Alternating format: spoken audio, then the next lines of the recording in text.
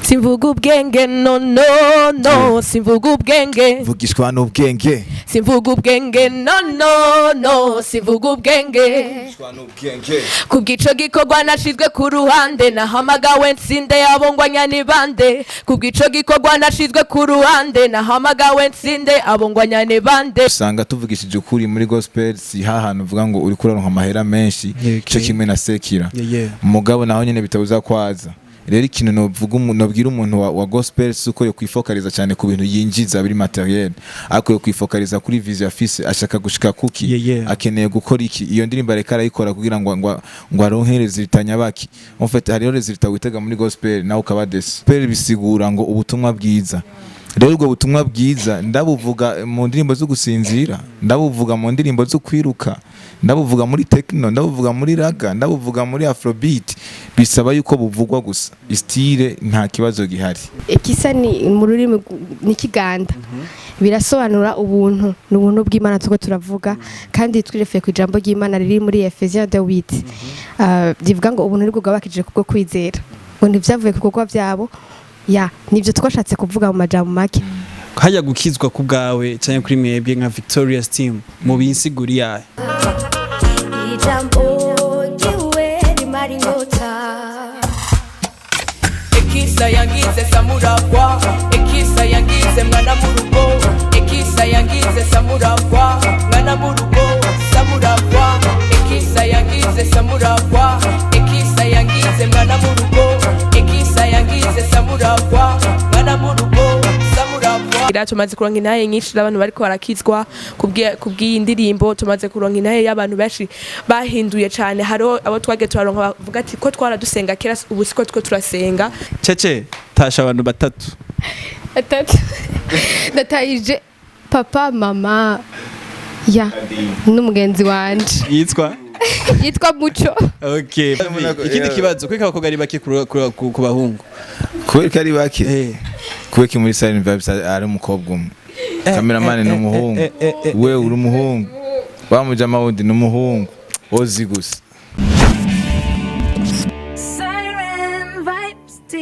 Hey, reka ndakuramutse mu cubero cyawe ndanakwifuriza amahoro y'Imana abane namwe nkuko musanzwe mubimenyereye ni ryacu nyene muri bwa buryo nyene muri ya system nyene muri ya strategies nyene inyuma ya MIC you can call me a boss for real mu bwame bwa Siren Vibes TV reka ndakwibutsa ukore subscribe kuri channel yacu hama kuraga kengeri kari mande yako kugira uzoka muronga ama notification vyinshi bishasha bica kuri Siren Vibes TV utarakora subscribe nkuko namanda bivuga the time is now kora subscribe kuri screen yawe mu gifaransa ni s'abonner hama unabwire n'ababanyi bawe abagenzi bawe inshuti zawe bose ati Siren Vibes TV uyu mwaka igishushe cyane gose nkuko musanzwe mubimenyereye ikiganiro ndabashikiriza ni Fresh Talent byacu n'injyanye ne kurondera urwaruka rufite talent zitandukanye abaririmba abanyamideri abashona abacapa bose barahari ku Fresh Talent wo nimbuzi ko ufite talent ukaba ushaka kuyigaragaza uburundi buyimenye ja kuri account ya Instagram canke Facebook ya Siren Vibes TV udutwandikire cyangwa undondere jengene kuri Kabos for real Facebook Instagram hose ni Kabos for real today naronse chance yo guhura namwe mu ba jeune baririmba gospel bano bantu namye nifuza gukorana n'ikiganiro mugabo Imana yabikoze no munsi abona bose abanzi baraza kwidondora bafite amateka menshi bafite indirimbo nyinshi bafite featuring shasha uba wibaze yuko ari groupe ya gospel yo bafite featuring ya mushasha n'umuganda Victorious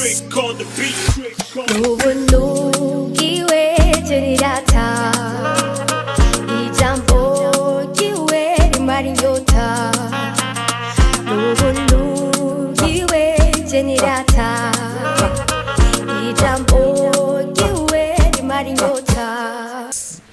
Victorious bari mu bwame bwa Siren Vibes TV reka ndabaramutse mu cubero cyane yes turabaramukije cyane meze neza turagumye n'amahoro abatipe bafite signature kabo bafite signature kabo avant ko indirimbo itangura Victorious bigero ndabigira ni wowe David cyane yego nje tucishize ko twivuga Victorious bari mu bwame bwa Siren Vibes TV reka ndabahe bidondore bagira ko banaramutsa abakunzi ba Siren David urakoze cyane David Victorious team turaramukije cyane natwe tugiye kuba hano uno munsi yes I Shalom mwese nitwa Chelsea Victorious abandabamukije witwa Chelsea yego. okay comment Shalom, nitwa Abeli Victorias ndabaramukije.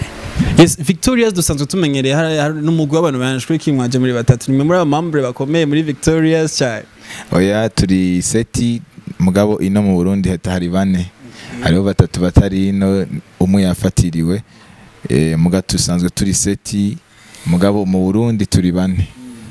Umwe niwe yafatiriwe yari sanse kuba ari ngaha mugabo umwanya wa mugoye. Yes, Victorias ndakeneye kumenya kwanza duhere kuri iryo zina Victorias team.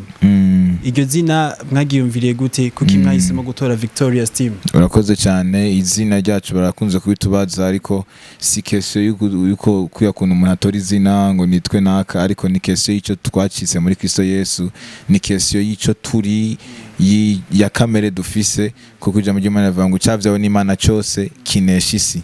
Kubw'iryo jambo twahisemo guca twitwa ico kintu twamaze gucika abanesha. Yego. Victorias team iraje twarayimenye gose mu ndirimbo zabo baje bakora ikintu citwa strategy nziza ya audio video kandi dusanzwe tuzi yuko bigoye. Nk'umuririmbyi biragoye kurondera akanoti ka audio kurondera akanoti ka video mwebwe mufashwa nabande ni bande bafata mu mugongo kugira mugire ubwo bushobozi bwo gukora bino bintu byose.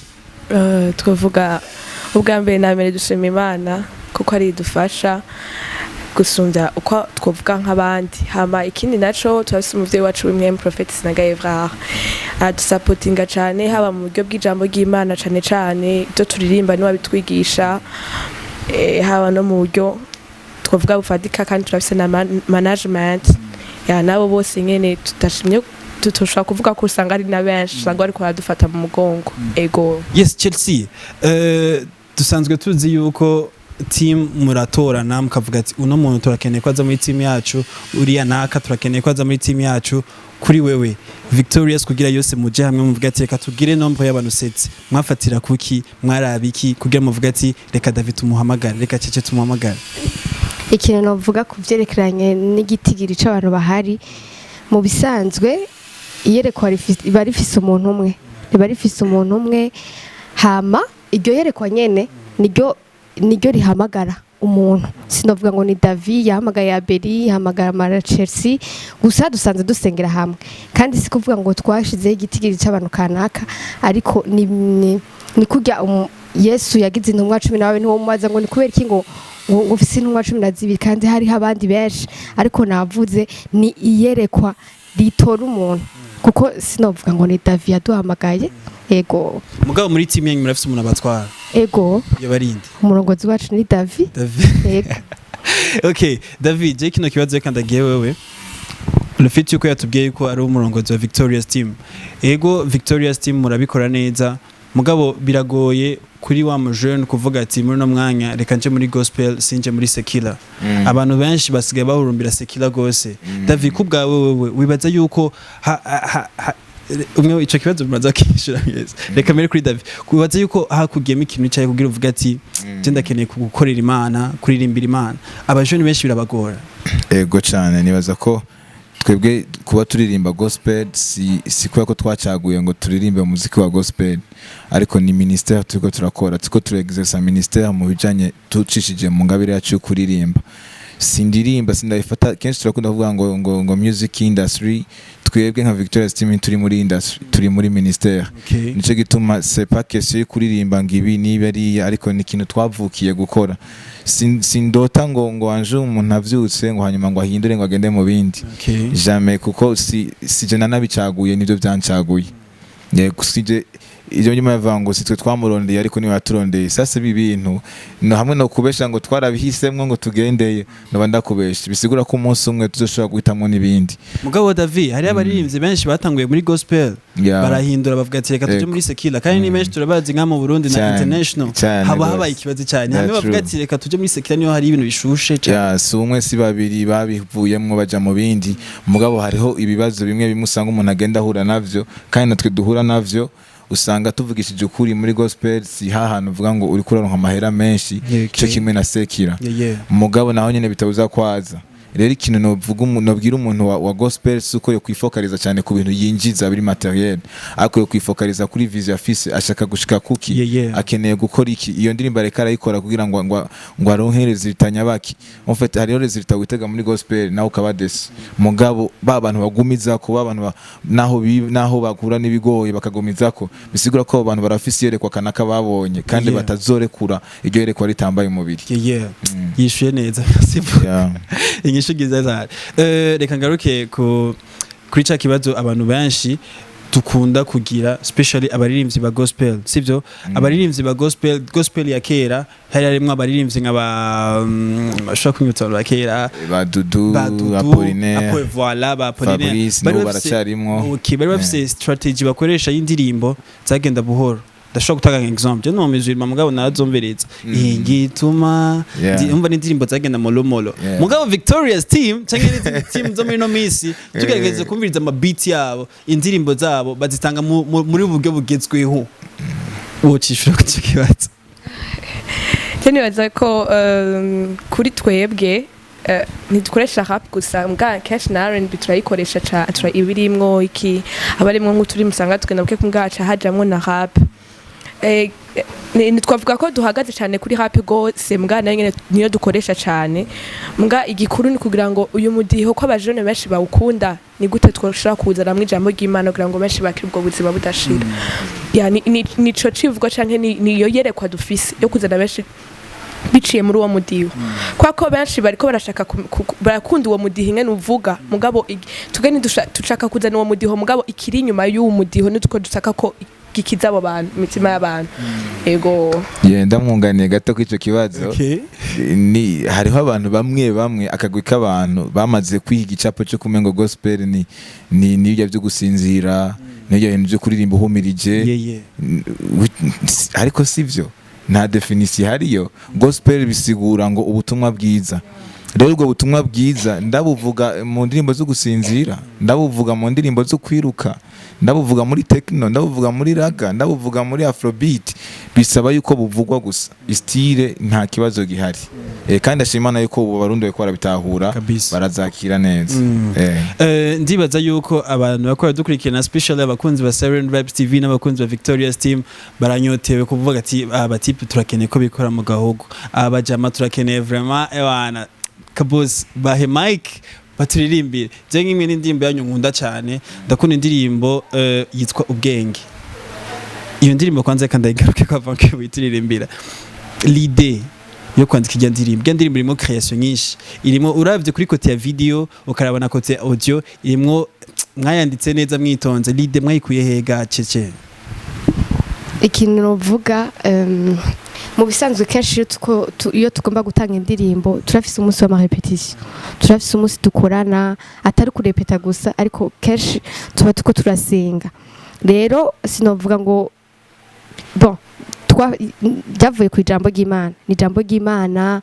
hama hari kungene abaririmbyi barabizi kenshi muko muragira freestyle hari kungene wumva akantu kaje hama ukacugakora uko nyene muga wafatiye ku ijambo ry'Imana ndibuka kume ngo tweko turapartage ijambo ry'Imana tweko turapartage ijambo ry'Imana hama bica bizwa nyene muri uyo mwanya hama twandika kenshi bikunda kuba turi mu repetition tindakeneye kumenya vibe mugireyo muri studio mwese muhuriye mwese muri studio muvuga ati reka turirimbira Imana mura mufise vibe imeze gute tuba tunezerewe cyane kandi kuko tuba tuzi ikintu tugomba tutange nyene tuba twiteguye mu buryo bwose tuba tunezerewe n'ukuri kandi bose bobishingire nahe biroroshe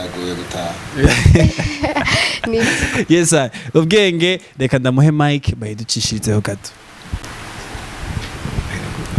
simvuga ubwenge no simvuga ubwenge vugishwa n'ubwenge simvuga ubwenge no simvuga ubwenge kubwico gikorwa nashizwe ku ruhande nahamagawe nsinde abongwanya ni bande kubwico gikorwa nashizwe ku ruhande nahamagawe nsinde abongwanya ni bande ntaburabona abongwanya ni bande ngaho ntaburabona abongwanya ni bande ngaho ntaburabona abongwanya ni bande ngaho ntaburabona abongwanya ni bande abakuru bigira ku ishengero shengero ubwenge bwayo bwakabura rugero byari byarahishijwe kera byari byaranyegejwe kera kugira kino gihabi yishurira bera se vugishwa n'ubwenge takuruhuka mvuga ikinde kiki bisanzwe twaragabe ukugira ukumenya muri Kristo Yesu honyene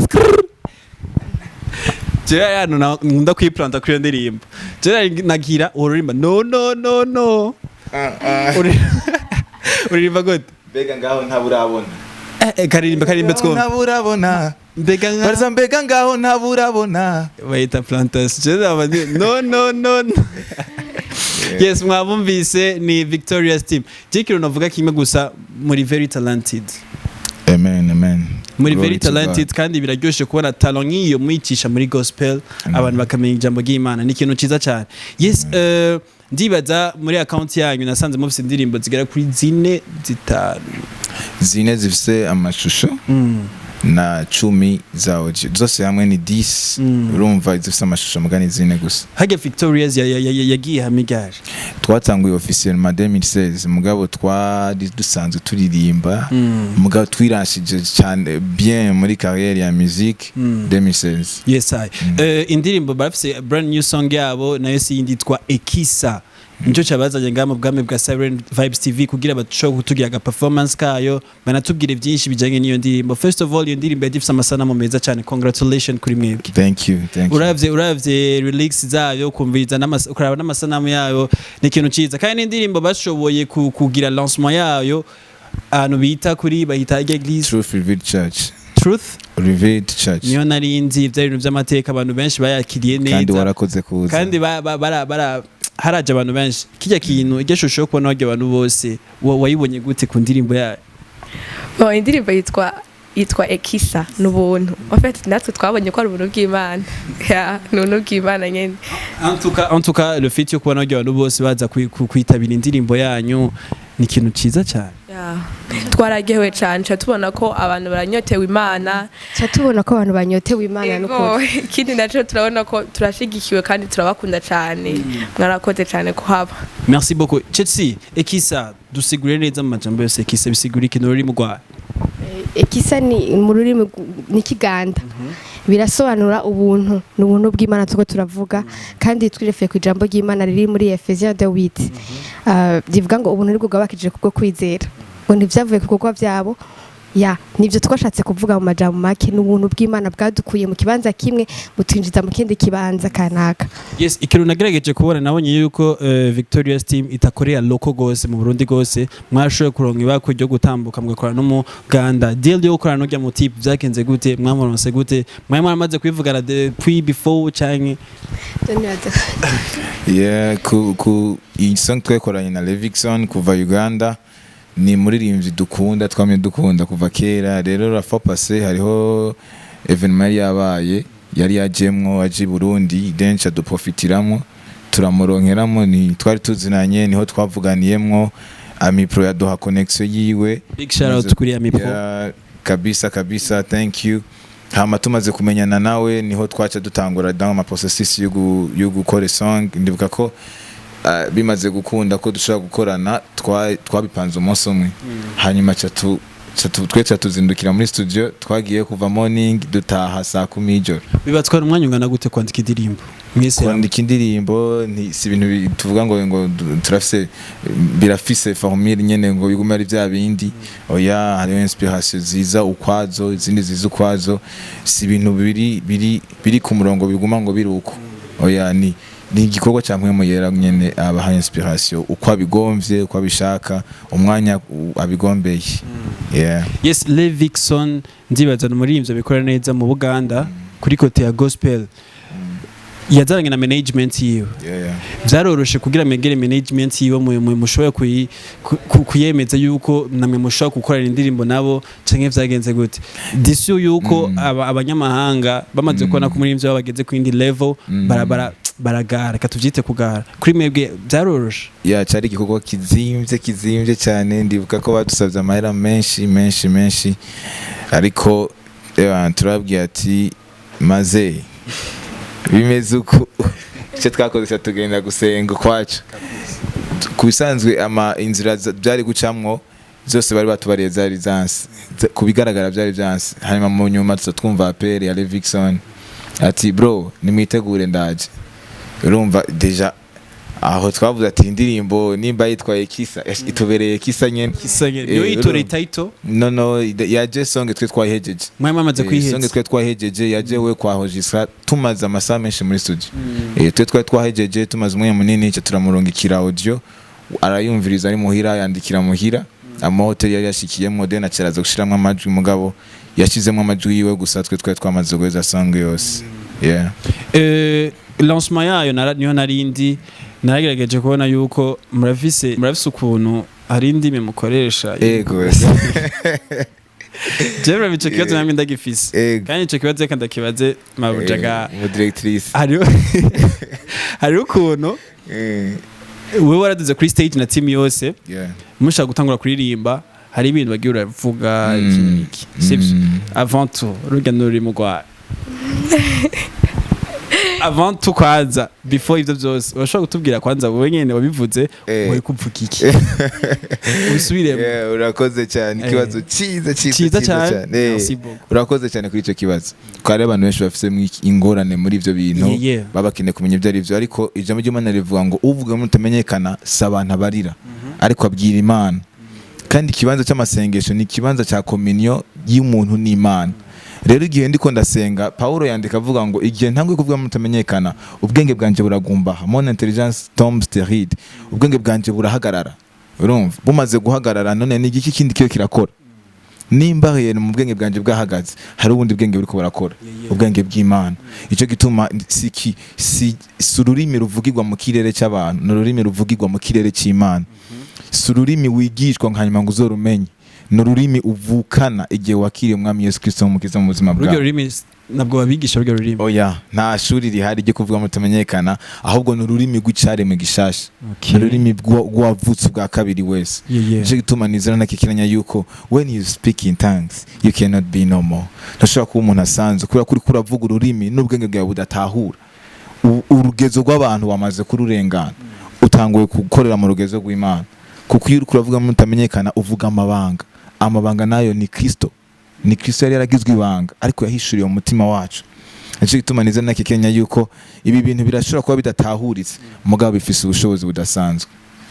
Ni mu kibanza cy'amasengesho ninjiye mu kibanza cyangwa mvuganira n'Imana yanje atawundi umuntu ashobora kuvyumva. Ndashobora gusengera ikintu Satana akavyumva. Shavuga ati Mana ndasenze kabose umuheza agize umuduga ave kuri rya moto. Amen. Ivyo Satana ashaka kuvyumva. Muga iryo sengesho ndarifise mu mutima wanje. Ndashobora kuvuga mu utamenyekana Satana nta kintu kimwe ari karumva. Ndiko ndarema mu buryo bw'ibanga ku buryo nta muntu ari karabimenya na Satani ntari karabimenya. David rugero rurimi urashobora kuruvuga mu mwanya wose. Nasa no kukuderanja numva umengo kubera ikibazo wambajije numvise umengo my god kaya basaka mwe Mike mu bisanzwe hari ikintu kabose reka arabaza ngo hari abantu bazi ko kuvuga muri rutamenyekana ari ibintu biga ngira ngo bafatane ikaramu. Uretse ko rero nabamwe bavuga ati buno muntu n'ubweswe. Yego ariko ngoma ndababwira ikintu kimwe mu bisanzwe bijya birafise naho byanditswe muri Bibiliya kandi birafise naho byatanguriyeko. Hari abantu bahimbaza umunsi wa Pentecote ariko batazi exactement ni giki uwo munsi uvuga. Mu bisanzwe rujya rurimi batubwira yuko intumwa zari ziyoganiye hano mu nzu hama mu ibaraza ko barasenga hama ngo mwe muyarabaza ko batangura kuvuga izindi ndimi kandi tubona yuko muri jambo ry'Imana yuko après ibintu batakoze Yesu bakiri kumwe batararonka rujya ruri rutamenyekana biri munsi cyane yaho bamaze kubikora après kuko bavuga yuko ari ni Petero yaciye avuga ubutumwa ya rero ngagomba kuvuga ikintu kimwe rujya rurimi si ibintu biga ariko n'ururimi ruhabwa na mwe muyera umuntu wese afise mwe muyera oya ni mwe muyera yakiriye ya kandi yuzuye mwe muyera Chelsea shaudo kutubwira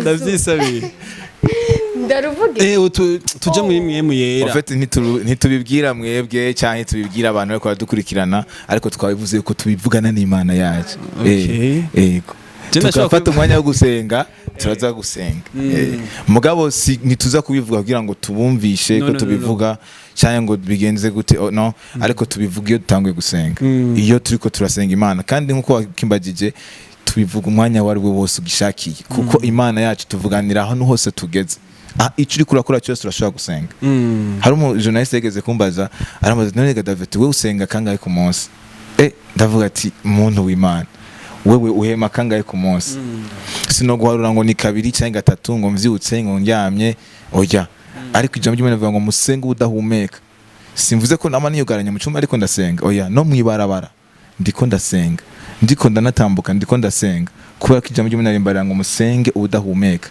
cyo gituma rero nimba ijambo ry'Imana rivuga musenge ubudahumeka aho ngeze hose ndashaka kuvugana n'Imana muri gwa rurimi nyene David ngegeje kuraba ufise ukuntu kuri kote yo kwambara uri wa mu jeune nyene sivyo wa mu jeune nyene avuga ati agezweho ari on top adakijijwe sivyo hajya gukizwa ku bwawe cyane kuri mwebwe nka Victorious team mu binsiguri yaye gukizwa ijambo ry'Imana rivuga ngo gukebwa nta kimaze kudakebwa nta kimaze ariko iki kimaze ni cyari megishasha gukizwa su buryo bugaragara hanze ijambo ry'Imana rivuga ngo ntawe tuzoba tukimenyana ku vy'urukoba pastor wowe nitumenya ko yambaye ikoti afise umudunga nuko voilà icyo cyo kigaragaza pastor ikigaragaza umuntu yakijijwe ijambo ry'Imana rivuga ngo abamwizeye bose yabahaye ubasha bwo gucika abana b'Imana abantu bakijijwe n'abantu bizeye umwana w'Imana n'abantu bizeye Yesu Kristo nk'umwami n'umukiza apana abantu bambare matisi apana abantu bambara bimosha ukuntu hari amakwafe ngaha tutashatse apana abantu ngo bambara ngo amakanzu ngo agera hasi ibisiga ngo abantu ngo batisiga no c'est pas ça Paulo avuga ngo ntawe tuzoba tukimenyana ku vy'urukoba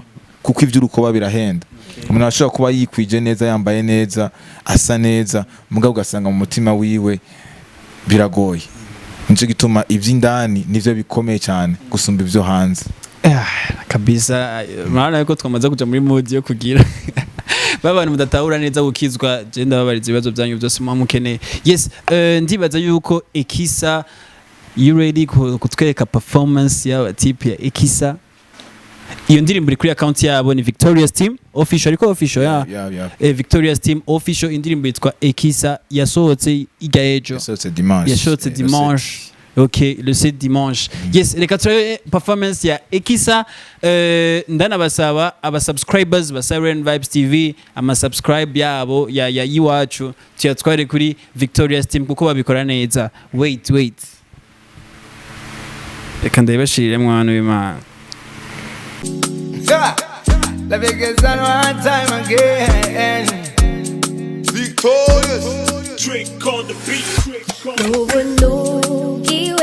Jenirata ijambo jiwe maringota lulu jiwe jenirata ijambo jiwe maringota Ekisa yangize samurakwa Ekisa yangize mwana murugo Ekisa yangize samurakwa mwana murugo samurakwa Ekisa yangize samurakwa Ekisa yangize mwana murugo Ekisa yangize samurakwa mwana murugo samurakwa gatonda tukwebaza ba kubw'ubuntu bwawe turaguhimbaza iki byagezwe bitashoboye gukora kuko bifise intege nke kubwa kamere bwabuntu bwawe nibwo bwacyo bubikora bunarenza k'ibyo niyumvira nsengera oya nta mpungenge yo kuzimira undongorera mu nsinzi yawe rugira nyobora mu nzira y'ukugororoka ndongorera mu muco wawe waka murika oya simagarikwa iby'ubwo buzima bwawe birabogaboga biratangaje jijo ritamurondeye niryo ryamiboneye hanga ryari riri kure niryo yihishuriye kumbura umugororotsi botinyuka kumupfira mu nyabyaha nkanje ninde weyo mwiyumvira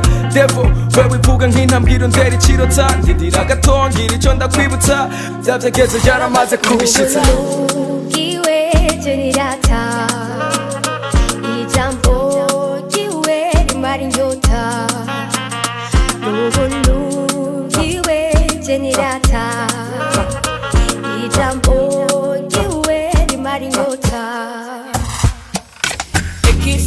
yangize samuragwa Ekisa yangize mwana mu rugo Ekisa yangize samuragwa mwana mu rugo samuragwa Ekisa yangize samuragwa Ekisa yangize mwana mu rugo Ekisa yangize samuragwa mwana mu rugo samuragwa Ekisa cyose kimala bwenekwe kaze wandaba Yes, ndibaza ko mwaryohewe mwabonye performance y'indirimbo yabo Ekisa ni Victoria's Team featuring Levixone umuririmbyi wo mu Buganda.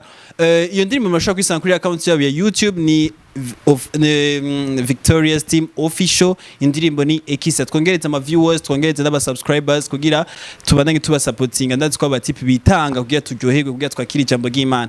Nk'ikibazo no kubaza nari nkeneye kumenya urabona yuko level ya gospel ahigeze muri kino gihe igeze ahantu heza kubera turabona ama team menshi SMS MTC tukabona Victoria's turabona yuko hari akantu kaga competition bikaryoha baba fans twavuga ati bano bantu barusha ikinya bana bakarushe wibaze yuko iyo imyaka ya kera hari habuze iki kugira gospel igishobe kugira vibe nk'iyo dufise ubuwe gerageje kwishura nuko premièrement il est vrai uko byari bimeze kera uyu munsi siko bikiri ariko gikuru nuko nibika tugitangura ibintu vya rap benshi ntibabitahura bari afise image kanaka abantu bagiye batanga bivanye nuko mu Burundi bagiye baha image ko umuntu aririmba rap ari wa muntu wa profane wa muntu ataririmba ijambo ry'Imana rivugwamwo mugabo uko bagiye barabona yuko ijambo ry'Imana rirakwiye kuvugwa mu mudiho ari wo wose mugabo igikuru n'ubutumwa bwiza tuko turatanga hamikini naco nuko uko wagerageje kubivuga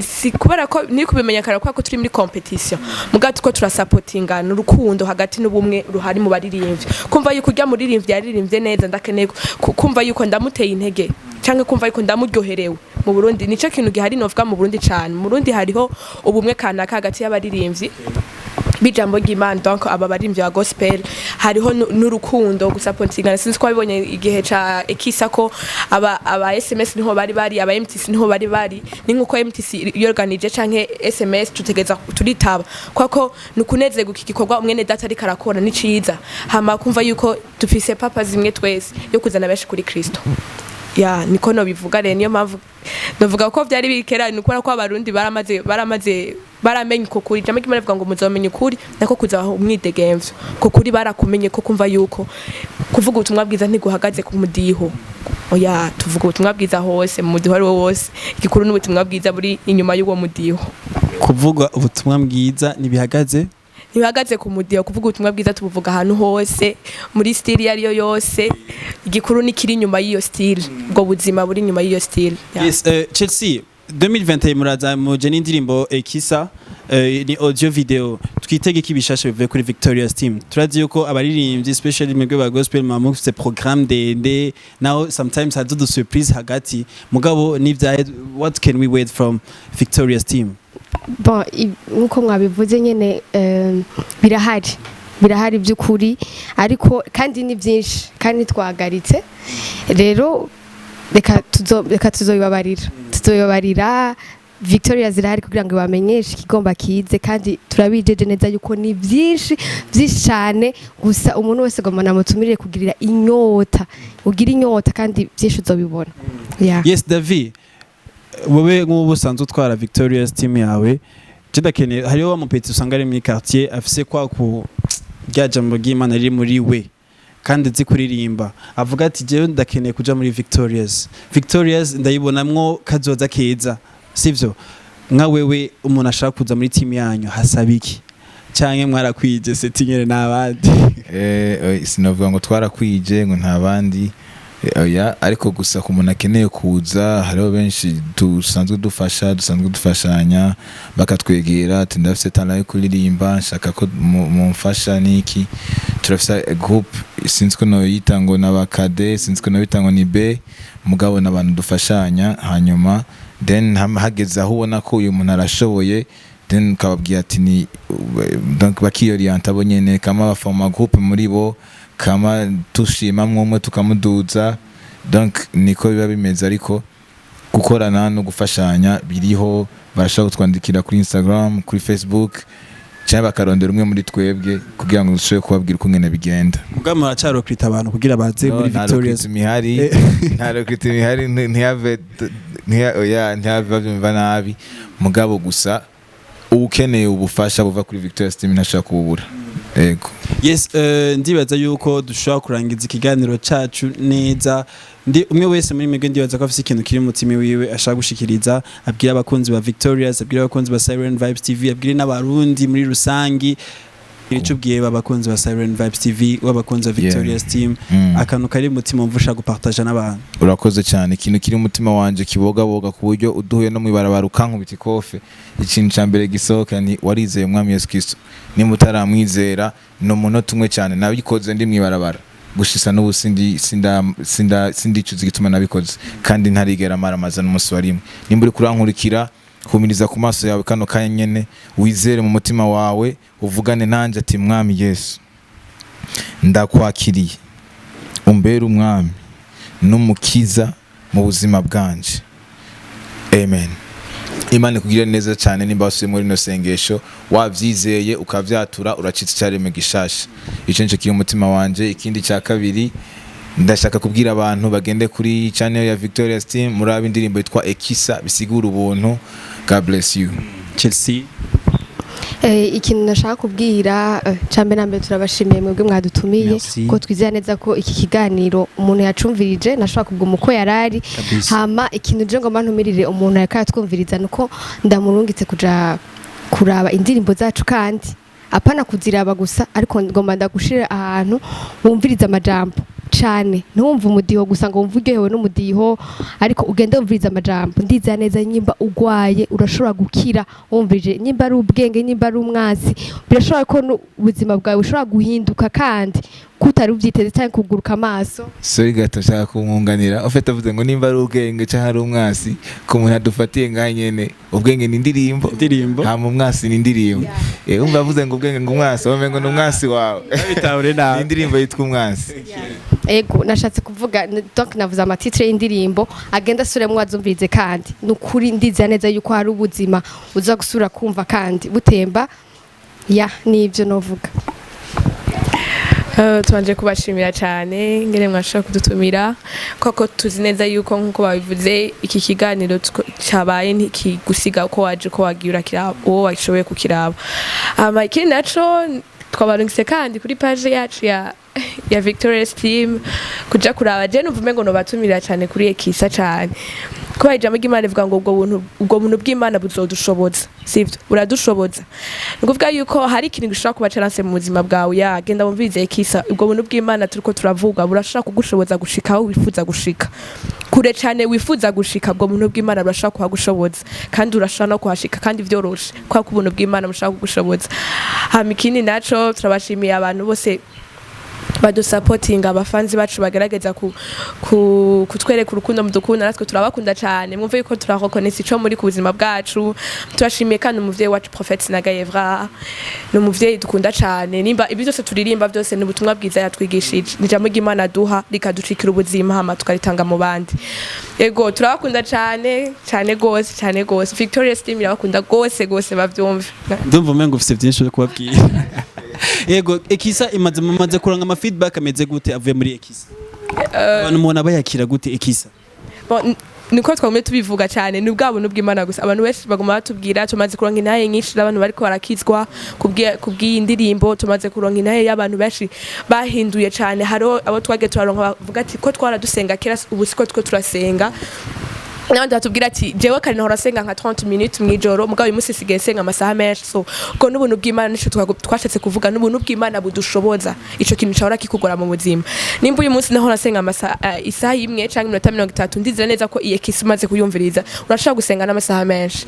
Nimba ari mu ishure mu kazi kawe ari ahantu keneye kuronka promotion ubuntu bw'Imana tuvuga urashaka gushoboza kuronka promotion mu ishure urashaka kuba uwa mbere urashaka kuronka amanota meza ko ari ubuntu bw'Imana tuko turavuga. Yes, reka tuje mu gice cya kabiri cya Fresh Talent cyo sikiri TikTok muri sanse kwishura ibintu mutarinze kwiyumvira ibintu byinshi kandi si nibigoye ni ibintu dusanzwe tubayeho mu buzima busanzwe.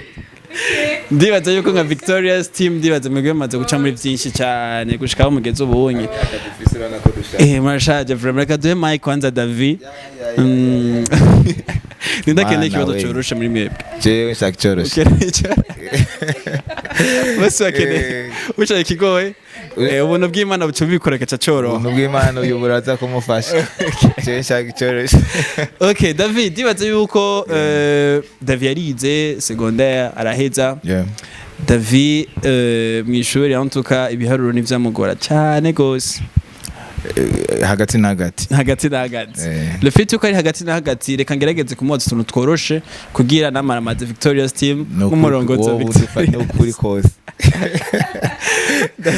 David ndagutwaye muri multiplication muri multiplication. Attention, you ready? tugende Dore kumenya ngo si I'm ready. Yeah. Okay, turagiye 2 fois 2 4 4 fois 4 16 4 fois 4 16 4 fois 6 24 barakimubwiye 24 oya akona ndakazi. Okay, jega dusubire umunsi umubwira muzee ko ari chef acamubwira oya ko ndakazi reka turatanguye gusa iyo beat yawe kiranyaruka. Okay, katugende buhoro Yo beat gira slow motion piano. Okay, reka tugende buhoro basi. 3 fois 3 9 9 plus 1 10 2 fois 2 18. Mon type yarize. Félicitations. Merci beaucoup. 2 fois, nabwiye 9 fois 1 9 fois 2 ifite 18 ya gitoye no? Okay. Muhe cecere ngatra. Cecere usigiharuro. Mu Kirundi. Siko oyasa umugani muganga mandakubaze akabakita gute mu Kirundi? Inkokora? Ni inkokora. Cyenda gakonongo. Inkokora. Safi, inkokora. Wewe ikibazo yawe kiroroshe sikindi. Jenda keno mbwire psychopathe majambo yose.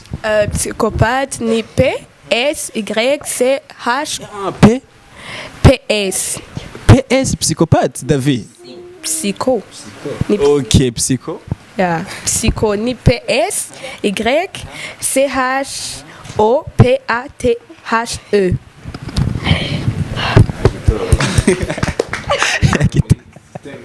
Yes, reka tuje mu gice cya gatatu turatasha tuko mugenzi w'ikirundi twamenyere mu radio baratasha ukavuga ati je naije uyu n'uyu cece tasha abantu batatu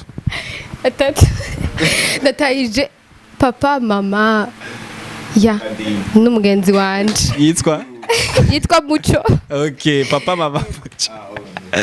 David tasha batatu je ndatahije papa ndatahije mama ndatahije nabo tuvukana bose ndabafatiye hamwe. Okay.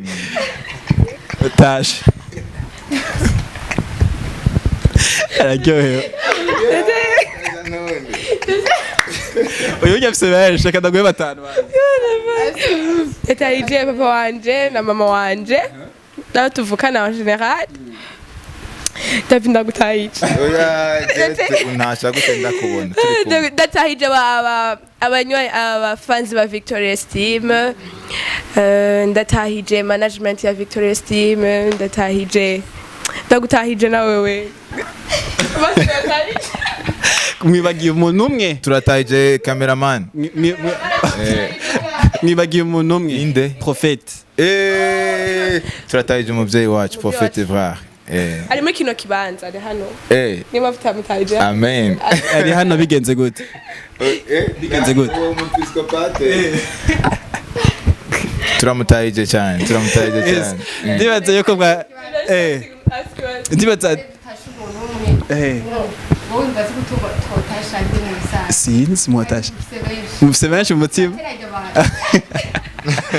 Yes, ndibaza reka tumumwanya journaliste Yego tasha jewe je ndatahije abakunzi ba Silent Vibes TV abakunzi ba umwe wenyene yego je ni mere wanje mama Kabosa hello. Yes, ndibaza ko mwaryohewe ikiganiro cyawe kimeze neza we wanna have fun twaryohewe twaririmbye twatamvye byose byari bimeze bien sana kugira badusezere neza rero abakozi b'Imana. Je ngumana isabira kandi karimbo kanyuma ndibaza kuririmba indirimbo z'Imana nibibaruhisha muri capable yo kuririmba n'umunsi wose. Okay, indirimbo yitwa Provider. Mwabonye ko n'umufanzi wanyu? cyane Bazanye dose ndazizi. nukuri ko sitabiboye natwe turabakiriya bawe ariko reka turirimbire Provider kugira tubandanye tugira aka good vibes, aka good mood. Yes, ninda uratangura muri Provider ni wowe? Kwiki indirimbo dose ari utangura? Chelsea, kwiki indirimbo dose ari utangura? kubera kari watangura ufite cece twari twabivuze ubwa mbere no mukuru w'ugwaruka goshayo mukuru w'ugwaruka muri commune Muha ikindi kibazo kweka abakobwa ari bake ku bahungu kubera kari bake kubera muri Silent Vibes ari umukobwa umwe cameraman ni umuhungu we uri umuhungu bamujama wundi ni umuhungu ozi gusa kubera iki cyo kibazo cyongora kwishura reka ndabaye Mike aturirimbe Provider.